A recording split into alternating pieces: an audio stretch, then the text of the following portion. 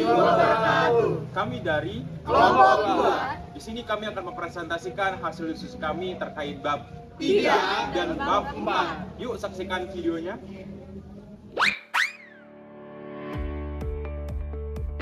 Manajemen strategis adalah proses untuk membantu perusahaan atau organisasi dalam mengidentifikasi apa yang ingin mereka capai dan bagaimana harus mereka capai hasil yang bernilai. Besarnya peranan manajemen strategis semakin banyak diakui pada saat ini dibanding masa-masa sebelumnya dalam perekonomian global yang memungkinkan pergerakan barang dan jasa secara bebas di antara berbagai negara. Perusahaan-perusahaan terus ditantang untuk semakin kompetitif. Banyak dari perusahaan yang telah meningkatkan tingkat kompetensinya ini menawarkan produk kepada konsumen dengan nilai yang lebih tinggi. Dalam hal ini sering menghasilkan laba di atas rata-rata. Dengan kata lain, manajemen strategis adalah proses penetapan tujuan organisasi, pengembangan kebijakan dan perencanaan untuk mencapai sasaran tersebut, serta mengalokasikan sumber daya untuk menerapkan kebijakan dan merencanakan pencapaian tujuan organisasi. Manajemen strategis mengkombinasikan aktivitas-aktivitas dari berbagai bagian fungsional suatu bisnis untuk mencapai tujuan organisasi tersebut. Dengan menggunakan manajemen strategis, perusahaan akhirnya dapat memahami kekuatan bersaing dan mengembangkan keunggulan kompetitif berkelanjutan secara sistematis dan konsisten. Setiap pelaku bisnis, baik dari manajemen perusahaan maupun pemegang saham, menginginkan perusahaan menjadi perusahaan global. Manajemen sumber daya manusia yang strategis ditetapkan. Manajemen sumber daya manusia strategis atau SHRM didefinisikan sebagai proses untuk memastikan bahwa isu-isu utama manajemen sumber daya manusia ditangani secara strategis untuk mendukung pencapaian tujuan organisasi. Menangani permasalahan SDM secara strategis berarti memutuskan apa yang perlu dilakukan saat ini dan dalam jangka panjang melalui integrasi strategi SDM dengan strategi bisnis dan satu sama lain, dan kemudian memastikan bahwa apa yang perlu dilakukan telah dilakukan. SHRM dapat dianggap sebagai pola pikir dan bukan kumpulan teknik yang ditentukan. Domain HRM strategis terdiri dari faktor penentu keputusan mengenai praktik SDM, komposisi sumber daya manusia, spesifikasi perilaku sumber daya manusia yang diperlukan, dan efektivitas keputusan tersebut mengingat berbagai strategi bisnis dan atau kompetisi. Selanjutnya adalah karakteristik SHRM. Salah satu deskripsi awal SHRM dibuat oleh Hendrik dan Pettigrew yang menyatakan bahwa SHRM memiliki 4 arti. Yang pertama, penggunaan manajemen sumber daya manusia strategis SHRM. Yang kedua, pendekatan yang koheran terhadap desain dan pengelolaan sistem SDM berdasarkan kebijakan ketenagakerjaan dan strategi ketenagakerjaan yang sering kali didukung oleh filosofi. Yang ketiga, mencocokkan aktivitas dan kebijakan MSDM dengan beberapa strategi bisnis yang eksplisit.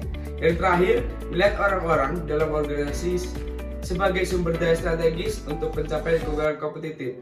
Penjelasan Wright dan MC Mahan tentang karakteristik SHRM secara vertikal mensyaratkan keterkaitan praktik sumber daya manusia dengan proses manajemen strategis, dan secara horizontal menekankan pada koordinasi atau keselarasan antara berbagai praktik sumber daya manusia melalui pola tindakan berencana.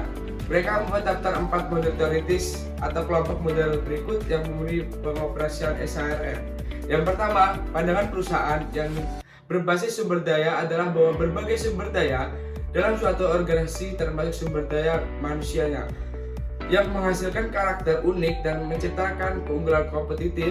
Model ini berfokus pada hubungan antara strategi, praktik SDM, dan model SDM sehingga ditempatkan di sisi kiri model. Yang kedua, pendekatan perilaku menyatakan bahwa jenis strategi yang berbeda memerlukan jenis perilaku peran karyawan yang berbeda dengan praktik SDM harus digunakan untuk memastikan perilaku tersebut terjadi. Hal ini berkaitan dengan bagaimana strategi praktik SDM dan perilaku SDM saling terkait dan ditempatkan pada sisi kanan model.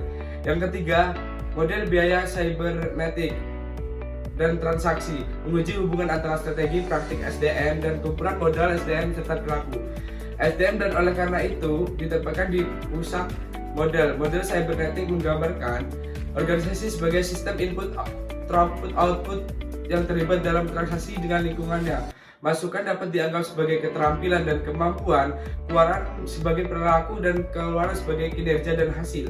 Biaya transaksi muncul ketika suatu pihak memerlukan jasa dari pihak lain dalam bentuk transaksi yang melibatkan biaya yang terkait dengan negosiasi, pemantauan, evaluasi, dan penegakan pertukaran antar pihak. Yang terakhir, teori ketergantungan sumber daya dan kelembagaan mengkaji dampak faktor politik dan kelembagaan terhadap praktik SDM dan ditempatkan di sudut kanan atas model. Teori ketergantungan sumber daya menunjukkan bahwa strategi SDM dalam organisasi sangat dipengaruhi oleh kebutuhan menarik, mempertahankan, dan memotivasi orang-orang berkualitas tinggi. Teori institusional berkaitan dengan bagaimana struktur dan sistem organisasi mempengaruhi perilaku. ARM lunak strategis akan memberikan penekanan yang lebih besar pada aspek hubungan manusia dalam manajemen sumber daya manusia, menekankan pengembangan berkelanjutan, komunikasi, keterlibatan, keamanan kerja, kualitas kehidupan kerja, dan keseimbangan kehidupan kerja. Hard strategis ARM akan menekankan pada hasil yang akan diperoleh dengan melakukan investasi pada sumber daya manusia untuk kepentingan bisnis. Organisasi juga harus mempertimbangkan tanggung jawab mereka terhadap masyarakat secara umum dengan alasan bahwa karena mereka mengambil sumber daya dari masyarakat, mereka harus memberikan suatu kembali pada masyarakat. Yang selanjutnya yaitu ada tujuan SHRM. Tujuan mendasar dari MSDM strategis adalah untuk menghasilkan kemampuan strategis dengan memastikan bahwa organisasi memiliki karyawan yang terampil, berkomitmen, dan motivasi baik yang dibutuhkan mencapai keunggulan kompetitif yang berkelanjutan. Hal ini memiliki dua tujuan lebih lanjut. Pertama, untuk mencapai kesesuaian atau integrasi, menyesuaikan atau menyelaraskan strategi SDM secara vertikal dengan strategi bisnis, dan mengintegrasikan strategi SDM satu sama lain. Dan kedua, untuk memberikan arah dalam lingkungan yang sering bergejolak sehingga bisnis dapat berjalan dengan baik.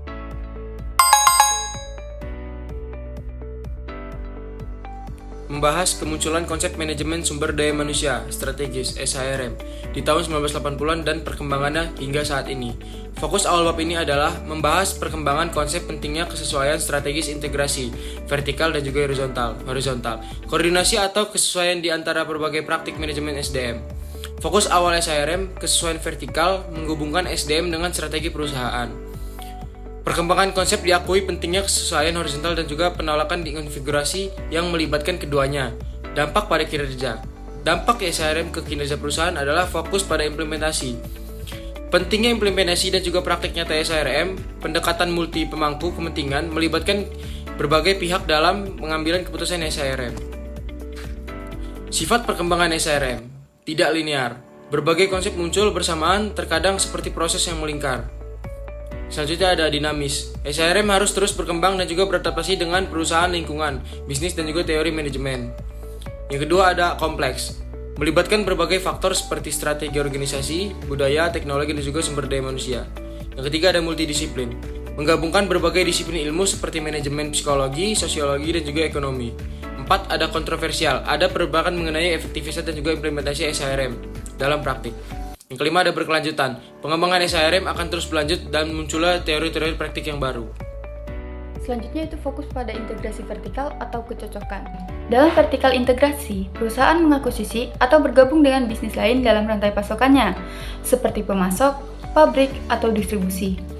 Strategi ini memungkinkan perusahaan untuk memiliki lebih banyak kontrol di rantai pasokannya, yang dapat mengurangi risiko kekurangan pasokan dan mengurangi biaya kenaikan harga sesuai keinginan pemasok. Vertikal integrasi memiliki beberapa keuntungan, seperti yang pertama, kemandirian.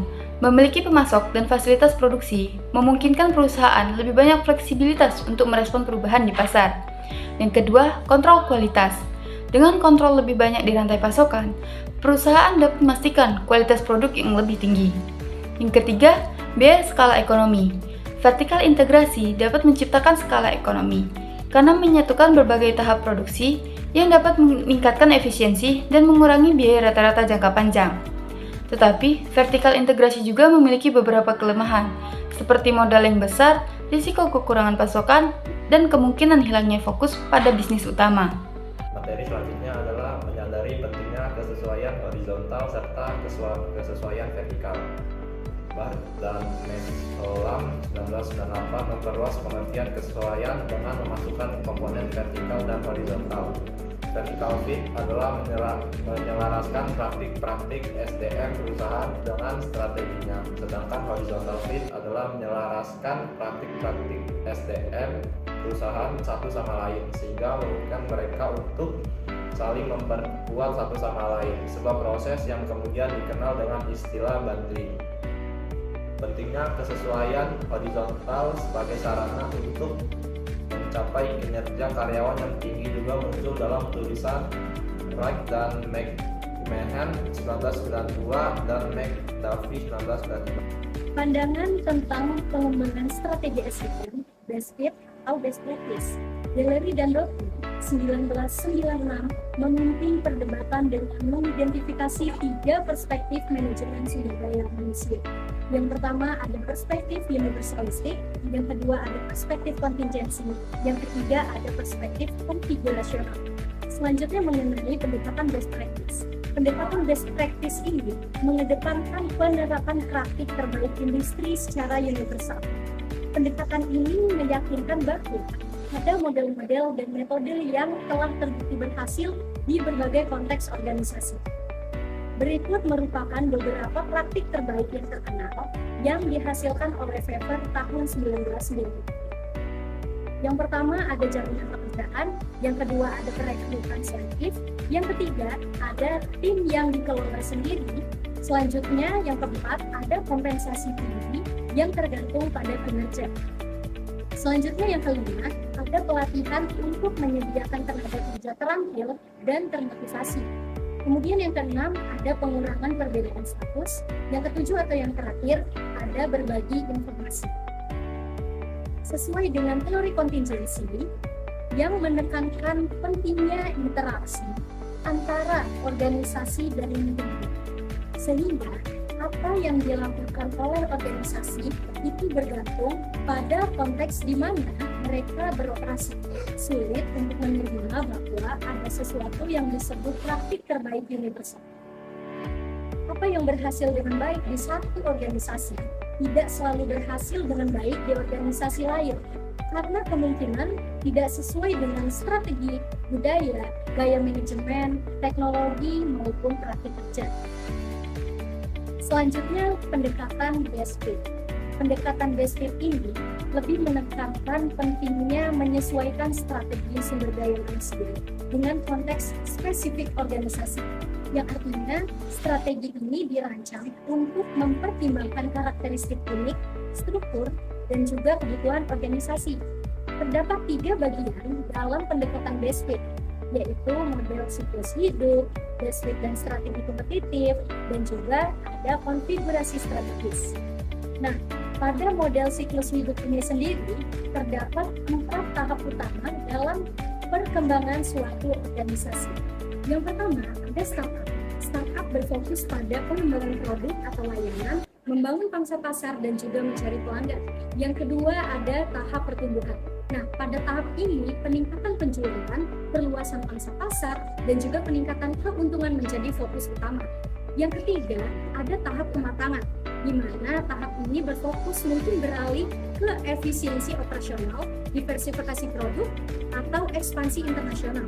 Yang keempat itu ada tahap penurunan, di mana pada tahap ini strategi dapat berfokus pada restrukturisasi, divestasi, ataupun mencari cara untuk memperpanjang unit produk atau layanan yang sudah ada. Nah, selanjutnya best fit dan strategi kompetitif. Jadi 3 strategi dalam pendekatan best fit dan strategi kompetitif itu adalah yang pertama itu ada inovasi. Nah, inovasi ini berfokus pada pengembangan produk baru, teknologi, atau atau proses bisnis yang memberikan keunggulan kompetitif. Yang kedua ada kualitas. Nah, di sini sudah jelas kualitas pasti menekankan pada produksi atau penyediaan produk atau layanan yang unggul dalam hal kualitas. Yang ketiga itu ada kepemimpinan biaya atau cost leadership, di mana berfokus pada efisiensi operasional dan pengurangan biaya produksi untuk menawarkan produk atau layanan dengan harga yang lebih rendah dibandingkan pesaing. Selanjutnya mengenai konfigurasi strategis. Nah, di dalam konfigurasi strategis itu terdapat 3 jenis. Yang pertama yaitu ada prospektor, di mana berfokus pada inovasi dan eksplorasi pasar baru dengan mengambil risiko untuk menciptakan peluang baru. Yang kedua, ada defender, lebih condong pada pertahanan posisi pasar yang sudah dimiliki dengan penekanan pada efisiensi operasional dan juga pengembangan produk yang sudah ada. Yang ketiga atau yang terakhir ada analyzer, yaitu menyatukan elemen eksplorasi dan pertahanan, mengawasi perubahan pasar dengan keseimbangan antara pengembangan produk baru dan pemeliharaan produk yang sudah ada. Pengembangan kerangka konseptual untuk SHRM. SHRM pada dasarnya bersifat konseptual. Gagasan untuk mengadopsi pendekatan strategis dalam mengelola sumber daya manusia telah didukung oleh sejumlah teori yang menyoroti pentingnya SHRM dan menjelaskan apa saja yang terlibat di dalamnya. Yang selanjutnya yaitu ada tampilan berbasis sumber daya. Pandangan berbasis sumber daya atau RBV pertama kali muncul sebagai teori yang mendasari SHRM pada saat yang sama dengan deskripsi awal SHRM dibuat. Menurut Deleri dan Rombi tahun 2017, RBV bisa dibilang merupakan salah satu kerangka teori paling populer dalam literatur manajemen. Hal ini menunjukkan bahwa jangkauan sumber daya dalam suatu organisasi, termasuk sumber daya manusianya lah, yang menghasilkan karakter unik dan menciptakan keunggulan kompetitif. Yang selanjutnya yaitu ada perspektif sumber daya manusia. Teori modal manusia dikaitkan dengan pandangan berbasis sumber daya. Dinyatakan bahwa sifat unik sumber daya manusia dalam perusahaan berpotensi menghasilkan keunggulan kompetitif yang berkelanjutan. Selanjutnya yaitu ada model AMO. Model AMO seperti yang diungkapkan oleh Boxall dan Parcell tahun 2003 dinyatakan bahwa kinerja bergantung pada kemampuan motivasi dan peluang individu. Boxall dan Parcell juga merumuskan kerangka AMO sebagai PFAMO dan menjelaskan bahwa individu berkinerja ketika mereka memiliki kemampuan A. Untuk melakukan mereka dapat melakukan pekerjaan karena mempunyai pengetahuan, keterampilan, dan bakat yang diperlukan. Motivasi M. Untuk melakukannya, mereka akan melakukan pekerjaan hanya karena mereka ingin melakukannya atau merasa harus melakukannya. Dan kesempatan untuk bekerja. Struktur dan lingkungan kerja mereka memberikan dukungan dan ruang untuk berekspresi. Yang terakhir yaitu ada teori pemangku kepentingan. Teori pemangku kepentingan yang dikembangkan oleh Freeman tahun 1984 menyatakan bahwa sejumlah kelompok berbeda merupakan pemangku kepentingan dalam organisasi, termasuk pemegang saham, manajer, karyawan, pelanggan, pemerintah, dan masyarakat luas. Selanjutnya akan dilanjutkan oleh rekan saya. Selanjutnya ada optimis terhadap kinerja organisasi. Sejak 1990-an, pengembangan strategi KRM telah menjadi fokus utama penelitian. Penelitian ini telah mengungkapkan bahwa praktek KRM yang efektif berkorelasi dengan peningkatan kinerja organisasi. Namun, penelitian terbaru menunjukkan bahwa hubungan antara sistem sumber daya manusia dan kinerja organisasi mungkin lebih kompleks daripada yang sebelumnya dipahami. Bukti yang terus terakumulasi menunjukkan kemungkinan adanya kausalitas timbal balik, di mana kinerja organisasi juga dapat mempengaruhi implementasi praktik sumber daya manusia. Perkembangan ini menandai fase baru dalam pemahaman strategik HRM, yang menjanjikan pengetahuan yang lebih dalam tentang bagaimana praktik sumber daya manusia secara reciprok mempengaruhi kinerja organisasi, mendorong peneliti untuk mengeksplorasi dinamika interaksi yang lebih kompleks antara variabel-variabel tersebut. Selanjutnya, materi ini membahas pentingnya fokus pada implementasi praktik manajemen sumber daya manusia atau HRM dalam konteks strategi organisasi. Pada awal tahun 2000-an, para komentator HRM mulai memperhatikan lebih banyak isu implementasi.